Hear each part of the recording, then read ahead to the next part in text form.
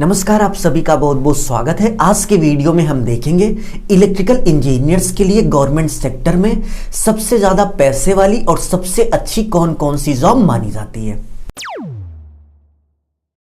तो चलिए देखते हैं, यदि आपने इलेक्ट्रिकल इंजीनियरिंग में डिप्लोमा कर रखा है तो गवर्नमेंट सेक्टर में आपके लिए कौन कौन से बेस्ट ऑप्शन हो सकते हैं। तो इस वीडियो में हम देखेंगे कि इलेक्ट्रिकल इंजीनियरिंग डिप्लोमा स्टूडेंट्स के लिए 4 सबसे बेस्ट डिपार्टमेंट कौन कौन से हैं, और इसके साथ साथ यदि आपको इन चारों डिपार्टमेंट में से किसी एक में भी जॉब मिल जाती है तो आपकी बेसिक सैलरी क्या होगी, और इसके साथ साथ आपको टीए, डीए, एचआरए यानी कि अलाउंसेस क्या क्या दिए जाएंगे। तो चलिए देखते हैं, वीडियो में लास्ट तक बने रहिएगा जिससे आपको पूरी जानकारी हो सके। इलेक्ट्रिकल इंजीनियर्स के लिए सेंट्रल पीडब्ल्यूडी डिपार्टमेंट में जूनियर इंजीनियर की पोस्ट पर वैकेंसी आती है। यदि आपका इस पोस्ट के लिए सिलेक्शन हो गया तो आपकी जो बेसिक सैलरी होगी, स्टार्टिंग सैलरी 35,400 रुपये होगी, और इसके साथ साथ इसी सैलरी में आपको ऐड करके टीए यानी कि ट्रांसपोर्ट अलाउंसेस 3,675 रुपये मिलेगा। और डीए की बात करें तो 708 रुपये आपको डीए मिलेगा मिनिमम, ठीक है, ये आपका मिनिमम डीए है। और एचआरए यानी कि हाउस अलाउंसेस की बात करें तो 4,050 रुपये आपको मिनिमम एचआरए मिल जाएगा। और यहाँ पर एक पॉइंट आपका क्लियर होना बहुत ज़रूरी है कि आपका जो टीए, डीए, एचआरए है ये एरिया के हिसाब से चेंज होता रहता है। एग्जाम्पल की बात करें, यदि आपकी पोस्टिंग किसी महानगर में है तो आपको जो टीए है, मिनिमम टीए महानगर में 6,000 प्लस मिलेगा, यानी कि 6,000 से कम आपको नहीं मिलेगा। और डीए की बात करें, यदि आप महानगर में हैं तो आपको मिनिमम डीए 3,000 से कम नहीं मिलने वाला। इसी तरह से एचआरए की बात करें, यदि आपकी पोस्टिंग महानगर में है तो 6,000 से कम आपको एचआरए नहीं मिलने वाला, ठीक है। तो इस चीज़ का आप विशेष ध्यान रखिए कि आपकी पोस्टिंग जिस एरिया में है उस एरिया के हिसाब से आपको टीए, डीए, एचआरए मिलेगा, ठीक है।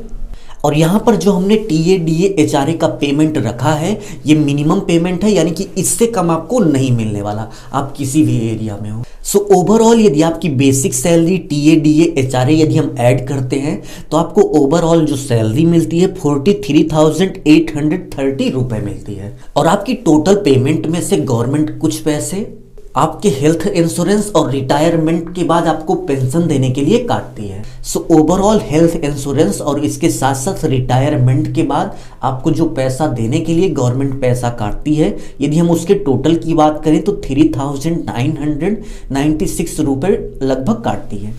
तो 3,996 रुपये के आसपास गवर्नमेंट आपकी टोटल सैलरी में से डिडक्ट कर देती है, यानी कि कम कर देती है। सो ओवरऑल आपकी टोटल सैलरी में डिडक्ट होने के बाद आपको इन हैंड सैलरी 39,834 रुपये के आसपास मिलती है। ये आपकी मिनिमम सैलरी हो गई। यदि आप किसी महानगर में हैं तो टीए, डीए, एचआरए बढ़ने से आपकी सैलरी भी बढ़ सकती है, ठीक है। सेकेंड डिपार्टमेंट की बात करें तो इलेक्ट्रिकल इंजीनियरिंग में डिप्लोमा करने के बाद आपका सिलेक्शन आरआरबी जेई पोस्ट के लिए हो सकता है। और यदि आपको इस पोस्ट पर जॉब मिल जाती है तो आपकी जो स्टार्टिंग सैलरी होगी 35,400 रुपये होगी, और इसके साथ साथ आपको जो डीए मिलेगा 4,248 रुपये मिलेगा। एचआरए की बात करें तो 10,620 रुपये होगा, और टीए की बात करें तो 3,000 रुपये होगा। वीडियो में मैंने आपको पहले ही बता दिया है कि टीए, डीए, एचआरए क्या है, और ये एरिया के हिसाब से चेंज भी होता रहता है। सो यदि हम ओवरऑल सैलरी की बात करें तो बेसिक पेमेंट और टीए, डीए, एचआरए मिलने के बाद आपकी जो बेसिक सैलरी होगी यानी कि स्टार्टिंग सैलरी होगी 53,268 रुपये होगी।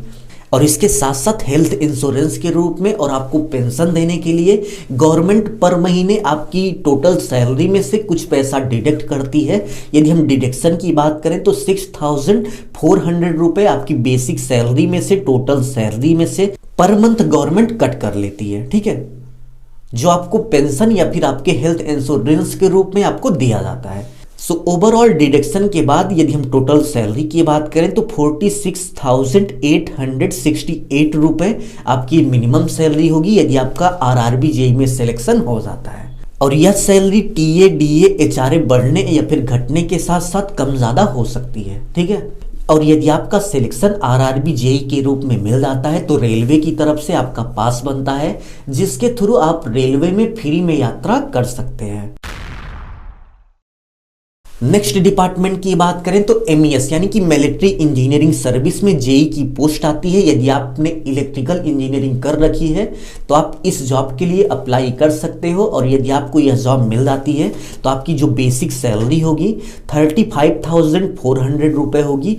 टीए डीए एचआरए की बात करें तो टीए आपका 3,672 रुपये, डीए की बात करें तो 708 रुपये, और एचआरए की बात करें तो 4,050 रुपये। सो यदि हम सभी को कैलकुलेट करें तो आपको पर मंथ लगभग 43,830 रुपये मिल जाएगा। हेल्थ इंश्योरेंस और पेंशन के रूप में आपका जो पैसा कट किया जाता है, यदि हम सभी को डिडक्ट करके बात करें, हेल्थ इंश्योरेंस और पेंशन के रूप में पर मंथ आपका जो पैसा गवर्नमेंट की तरफ से डिडक्ट किया जाता है, यदि हम उसको डिडक्ट करके बात करें तो 39,834 रुपये आपको पर मंथ सैलरी मिल जाती है। और इस जॉब में स्पेशल सुख सुविधा की बात करें तो आपको कैंटीन का कार्ड मिल जाता है। आपने सुना होगा कि कैंटीन में शॉपिंग बहुत सस्ती होती है, तो आर्मी कैंटीन का आपके पास कार्ड होता है जिससे आप मिनिमम प्राइस पर शॉपिंग कर सकते हो। और इलेक्ट्रिकल इंजीनियरिंग में यदि आपने डिप्लोमा किया हुआ है तो इस पोस्ट पर अप्लाई करने के लिए आपके पास मिनिमम 2 ईयर का एक्सपीरियंस होना चाहिए, ठीक है। और यदि आपका सिविल इंजीनियरिंग में डिग्री है तो इस पोस्ट के लिए आप बिना किसी एक्सपीरियंस के अप्लाई कर सकते हैं। नेक्स्ट जॉब की बात करें, 4 नंबर जॉब की बात करें तो BRO यानी कि बॉर्डर रोड ऑर्गेनाइजेशन, इसका फुल फॉर्म है। यह भी डिफेंस की जॉब है। यदि आपको यह जॉब मिलती है तो आप आर्मी के बॉर्डर रोड में जूनियर इंजीनियर की पोस्ट पर कार्यरत होते हो। तो इलेक्ट्रिकल इंजीनियरिंग करने के बाद आप इस पोस्ट के लिए अप्लाई कर सकते हो। बेसिक सैलरी की बात करें तो 35,400। टीए डीए एचआरए की बात करें तो टीए आपको मिनिमम 3,672 रुपये मिल जाएगा। एरिया के हिसाब से आपका टीए डीए एचआरए चेंज होता रहता है। और डीए की बात करें तो 708 रुपये आपको डीए मिल जाएगा। एचआरए 4,005 रुपये आपको एचआरए मिल जाएगा। ओवरऑल सैलरी की बात करें तो 43,830 रुपये आपकी स्टार्टिंग सैलरी होगी। और इस सैलरी में यदि हम डिडक्शन की बात करें यानी कि पेंशन या फिर आपके हेल्थ के रूप में गवर्नमेंट जो पैसा डिडक्ट करती है, यदि हम उस पैसे को डिडक्ट करने के बाद इन हैंड सैलरी की बात करें तो 39,834 रुपये आपकी मिनिमम सैलरी होगी। यह सैलरी एरिया के हिसाब से टीए डीए एचआरए बढ़ने या फिर घटने के साथ साथ कम ज़्यादा हो सकती है, ठीक है। BRO जूनियर इंजीनियर पोस्ट पर अप्लाई करने के लिए यदि आपका डिप्लोमा है तो आपके पास मिनिमम 2 ईयर का एक्सपीरियंस होना चाहिए। और यदि आपका डिग्री है तो आप बिना किसी एक्सपीरियंस के BRO जेई पोस्ट पर अप्लाई कर सकते हो। और अभी एक लेटेस्ट न्यूज़ आ रही है कि 2021 में SSC के थ्रू BRO जेई पोस्ट का सिलेक्शन नहीं होगा। अभी तक BRO जेई पोस्ट के लिए SSC एग्जाम कंडक्ट करवाता था, बट 2020 में ऐसी खबर आ रही है, अभी बिल्कुल क्लियर नहीं है लेकिन ऐसी खबर आ रही है कि 2020 में SSC BRO जेई पोस्ट का रिक्रूटमेंट नहीं कराएगा, ठीक है। अभी के लिए बस इतना ही। यदि आपको कोई डाउट है तो कमेंट बॉक्स में कमेंट कीजिए। अपना ख्याल रखिए और अपने मम्मी पापा का अपने से भी ज़्यादा ख्याल रखिए। इसी भाव के साथ आपसे विदा लेते हैं। धन्यवाद।